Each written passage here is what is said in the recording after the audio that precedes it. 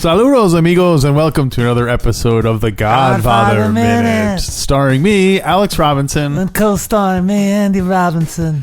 And today we're talking about minute number 7, lucky number 11 of the Godfather Minute. I'm your host, Andy Robinson, and I'm your co-host, Alex Robinson. And today, Alex, repeat after me: e minuto, numero. 1, 2, 3, 4, 5, 6, 7. That was half Spanish, half French. Oh. You just invented some Franglish. Yeah, sete. Sete? Yeah, there's no siete. Sete. Oh, okay. You got it. Always sete. Mm-hmm. Sete. By the way, I am working on an introduction for you in a later minute where I do a kind of a "Hey Now, Hank Kingsley" intro. Awesome. Great. Yeah. What are you gonna say? I'm trying to choose which character. To do the voice. Okay. Should it be Hyman Roth? Should it be like Fredo? I'm working on it. Well, maybe it'll be someone from minute number 7 of Godfather Part II. Mm-hmm. In minute number 7, Don Ciccio's men continue to roam the Corleone night in search of Vito Andolini, a simple-minded lad whose family had all been killed by Ciccio's Black Hand. While the armed men proclaim a nice bounty for the boy, a local family smuggles Vito in a secret compartment inside their donkey. So, it's funny, you call it a donkey, I call it a mule. A burro. I don't know which it is. They are different, by the way. They are, right. But I don't know. Wait, what did you call it? A mule? I called it a mule. I don't know why. Maybe a mule is the sterile offspring of a horse and a donkey. And a donkey, yes. Yeah. And a donkey is... A donkey. Its own breed. Its own thing, yeah. Yeah. But in your intro, you called it a donkey. In my description, I call it a mule. So, yeah, we don't know. We just don't. We'll ask... We probably won't answer. Have a way to find out the answer. Well, since we're talking about them already, these are exactly the kind of people who, if this was a Star Wars thing, there would be a story about them. The family, the neighbors that helped him escape, and there would be like a whole Rogue One story about who they were and stuff. Wow. But nothing. I haven't. Yeah. Well, maybe you read the book, which I understand is different than the movie. So maybe there's some more in the book about who the character is. Yeah. So you know what's in the book about this part? What? Nothing. What? Nothing. That's all you get. Wow. You know, and there's nothing in the book, and I'd appreciate it if my answer is nothing. Nothing. And I'd appreciate it if you would write something in the book personally, Senator. All right. Some people need to play games. All right. Well, you tell Turnbull. No, I mean, you call Turnbull. From now on, you go through Turnbull.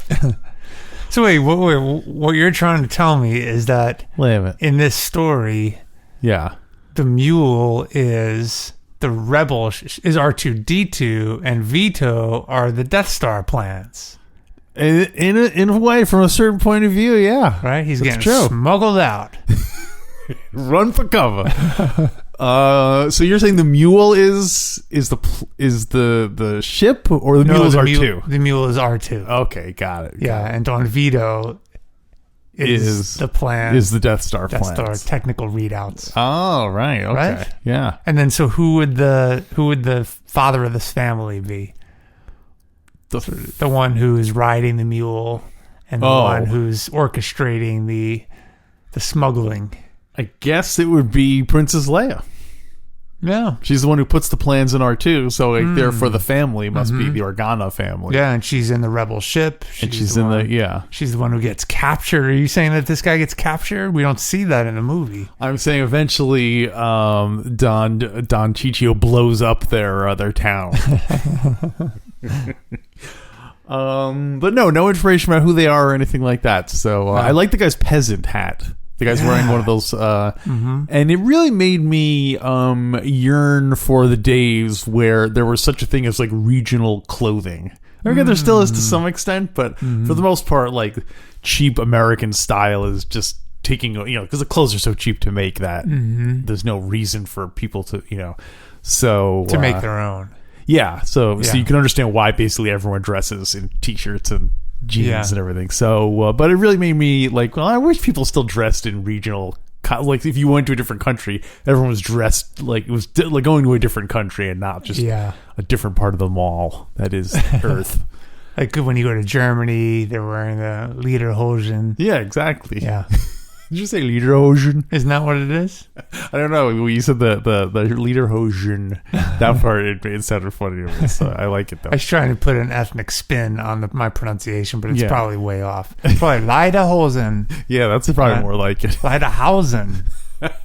Oh, that's the little house where they sell the lederhosen. That's where you buy them. The lederhosen house. Lederhosen house. You know the biggest company that makes those? What? That brand of clothing? What? They are the Lederhausen. The leading.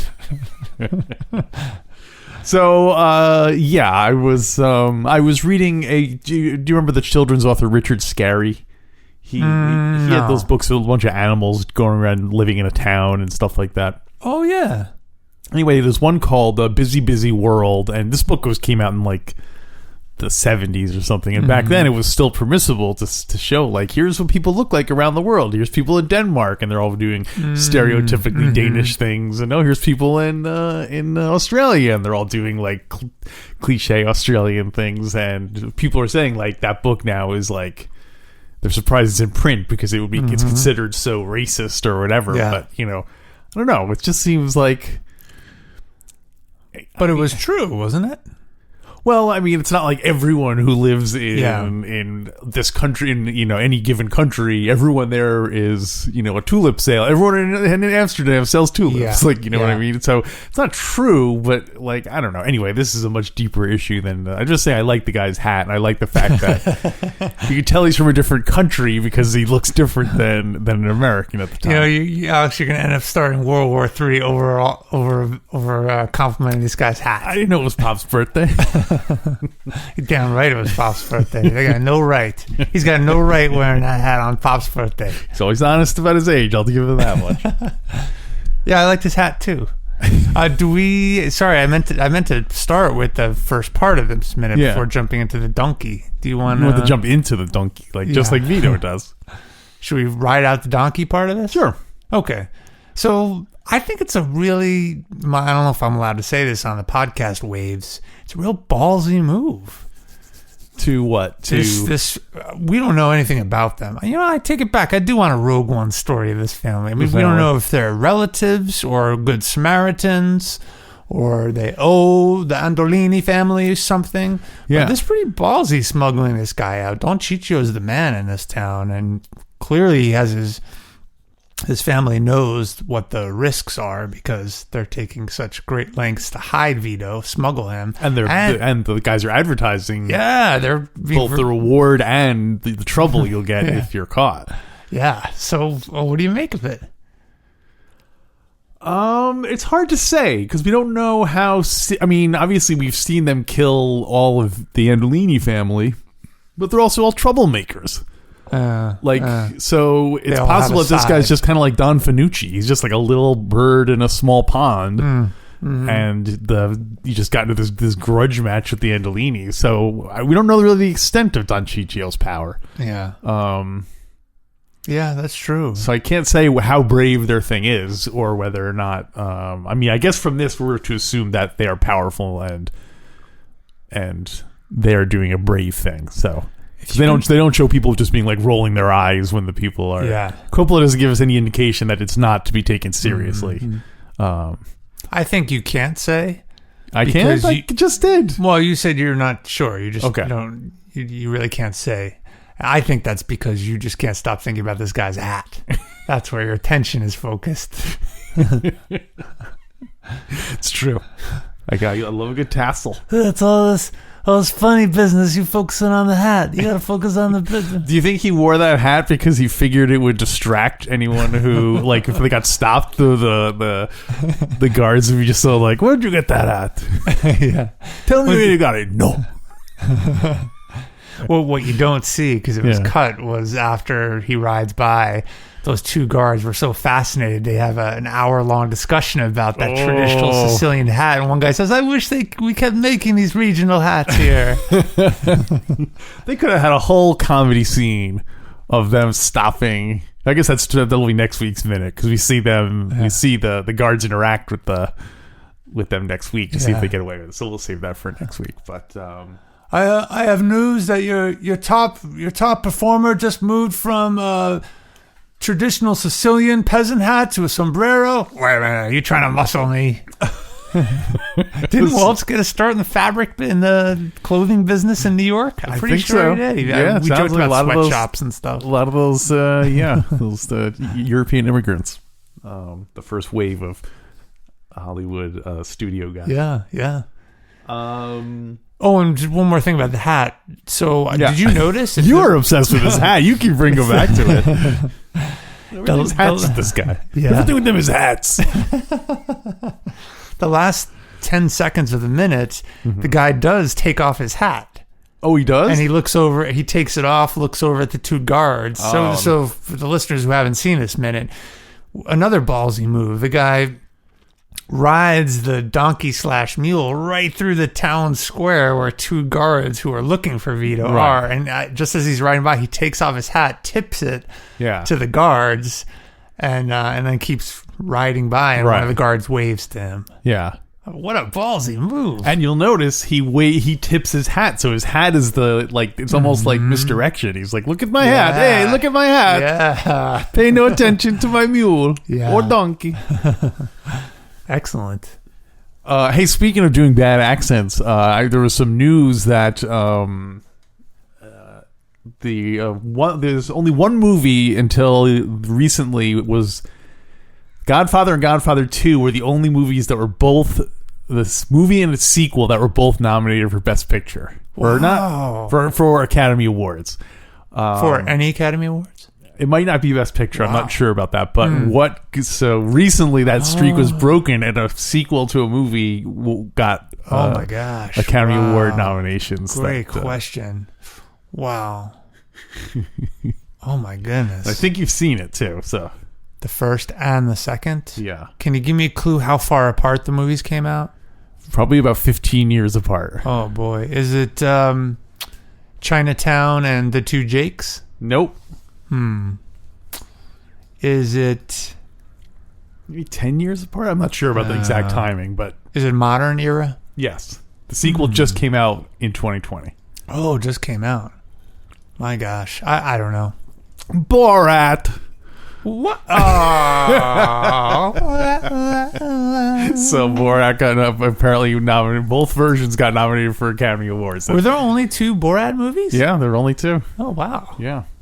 He did other characters, but not Borat. Yeah. So. Oh my gosh, good for him. Anyway, so Ben, getting back to this donkey couple with the hat. Yeah. Anything else? Oh, I'm sorry. The reason I brought up this hat, it was being ballsy moves. Yes. Would Alex, your fans want to know, what would you do? What would you do? What would you do? What would you do?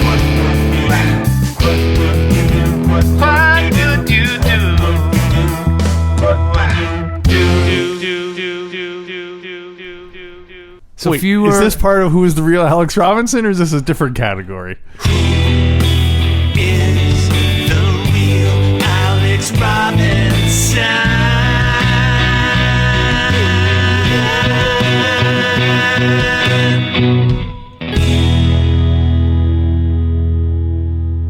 Yes. So if you were a townsperson, would you have smuggled Vito out, or would you have given him up, or neutral good, which is keep your mouth shut? You think that's neutral good? Neutral, probably just neutral, right? No, that's probably. That's really getting into. Oh boy, what is that? Yeah, I don't know. If you're permitting evil to exist, is that neutral or is that neutral evil? Man. Maybe that's chaotic good. I would say the people. I don't know. It's hard to say. Anyway, yeah. Because the people I think it's hard who are, to say for you because you can't get past that hat. well, I was going to say, are the people smuggling him? Are they chaotic good because they are going against evil? Yeah, that's what I was asking you. But the evil is unlawful. It's not like it's not like it's the government. It's a criminal organization. So the people are against them aren't necessarily chaotic. They're but you know, and Mama Andolini committed murder. No, well, she didn't. She threatened us. Oh, that's right. Yeah. She didn't kill him. That's not justice. That's right. That's where Don Vito learned his sense of justice. That is not justice, my friend America. You know, so justice is having your mother killed being smuggled out on a mule. But it's really a donkey. But no one can tell the difference. And every time I tell the story, they interrupt me and say, "Why isn't it a mule?" And I know in GF3. Oh, speaking of which, we should probably say this up top before we get into our into the bonus zone. You got GF3 news? No, I have a Patreon news. If you'll recall, when we set up our Patreon, we set ourselves a goal and said if we get to it, we will do a 2.5 hour, 3 hour commentary for GF3. Okay. And we are now about 5 patrons away from getting to that goal. Oh my god! If 5 more people sign up, we will do, and we get across that goal. We will. It can't just be like, oh, I want to sign up for $1. It has to be the minimum. I think it's just like $4, which is $4 a month. Anyway, go to godfatherminute.com/support. Push us over get us over that hump. Oh, even if you just do it for a couple of months, whatever.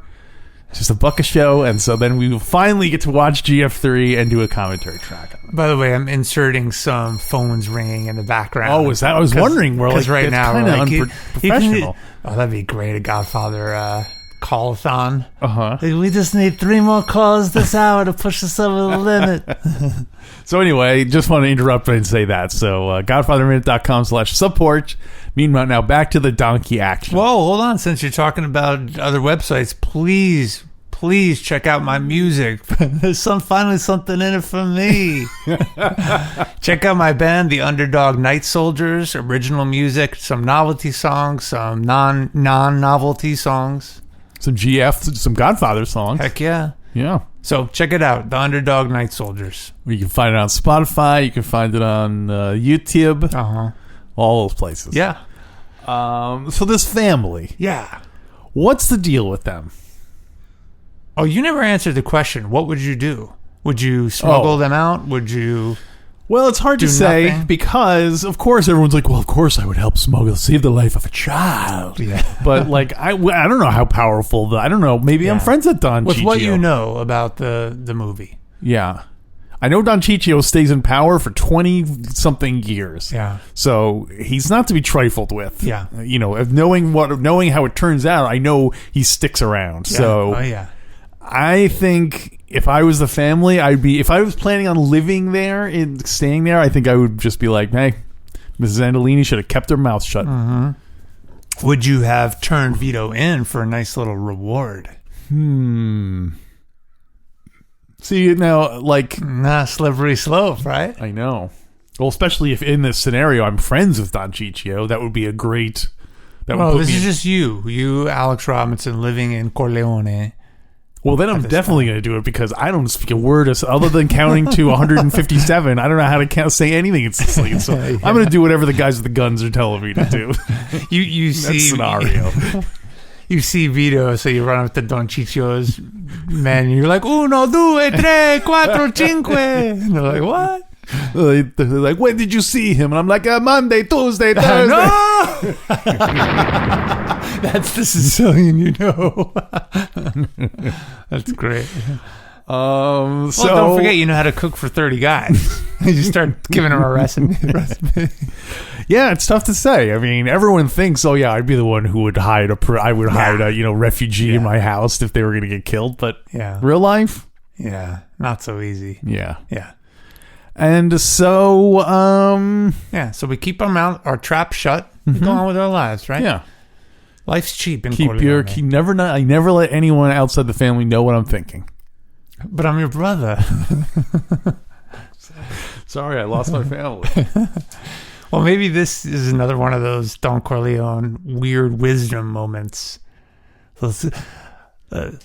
Keep your local mafia chieftain close, but townspeople who you're not sure whose allegiance has. Let Don Ciccio underestimate your good, and let Don Fanucci underestimate your foibles. That's the. Yeah. Well, so who are these people? Who are these people? The family? Yeah. Oh, you're still on the family. Yeah. Because we got to talk about the two chumps walking around all night calling out. Those two ding-dongs? Yeah. Those two rimple rods. Those bozos out there?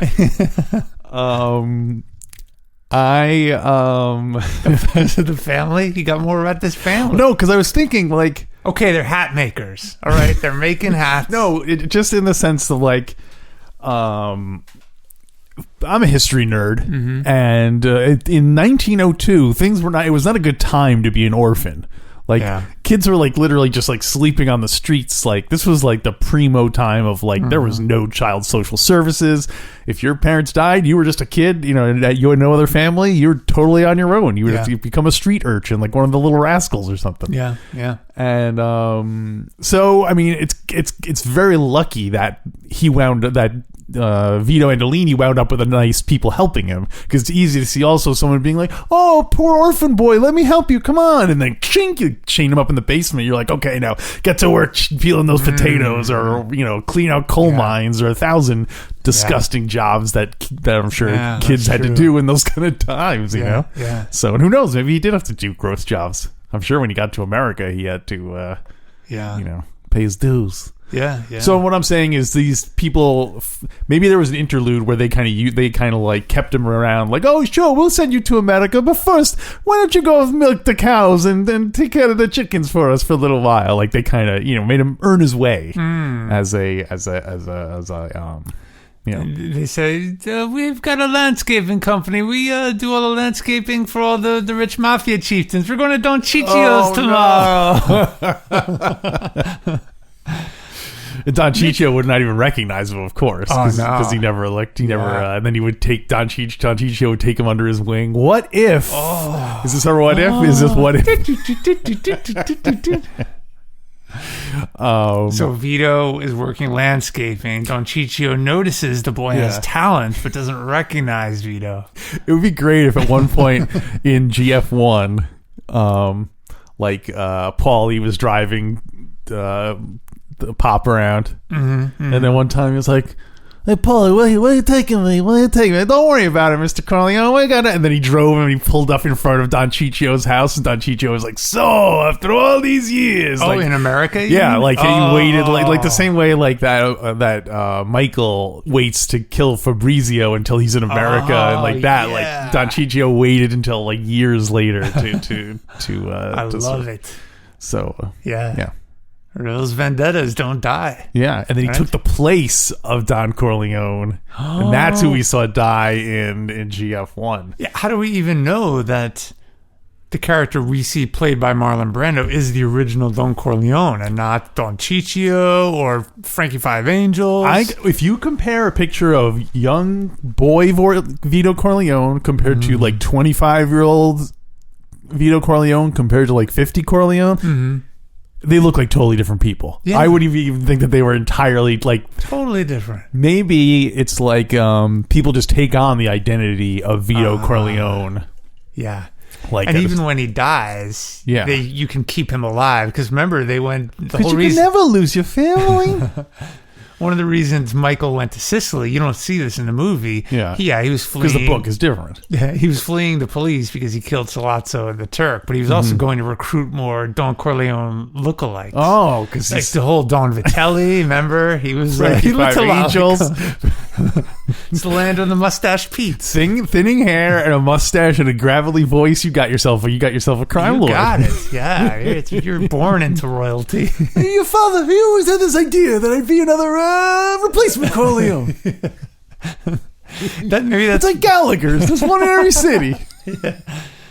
Remember when Michael tells Frankie Five Angels that the Rosado brothers are not to be touched? Yeah. But Michael says, Frankie says, we got to do it.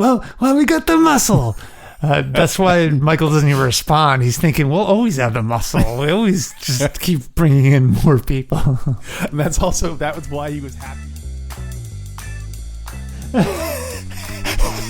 Man, we are funny. Well, thanks for listening to the first half of the show. We got plenty more for you to listen to. Unfortunately, to access it, you got to pay up. That's not unfortunate. Luckily, there's a way to access it. How do we access it, Alex? Go to godfatherminute.com/support, and for just $1 a show, you can keep listening to us yammer on.